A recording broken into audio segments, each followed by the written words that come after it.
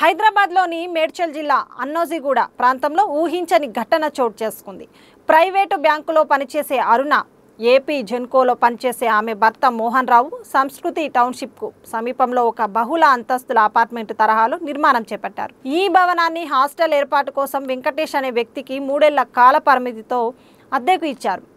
అయితే హాస్టల్ ఏర్పాటు చేస్తానని అగ్రిమెంట్ చేసుకున్న వెంకటేష్ ఆ భవనాన్ని ఓయో నిర్వాహకులకు భారీ ధరకు రెంటుకు ఇవ్వడంతో ఆ ప్రాంతంలో పెద్దగా లాడ్జీలు లేకపోవడంతో చుట్టుపక్కల కాలేజీలు అధికంగా ఉండటం ఓయో నిర్వాహకులకు వరంగా మారింది. ముఖ్యంగా కాలేజీ యువకులకు పెళ్లి కాని జంటలకు ఏకాంతంగా ఎవరికీ తెలియకుండా స్వేచ్ఛగా గడిపే విడిది కేంద్రం అవసరం ఉంది.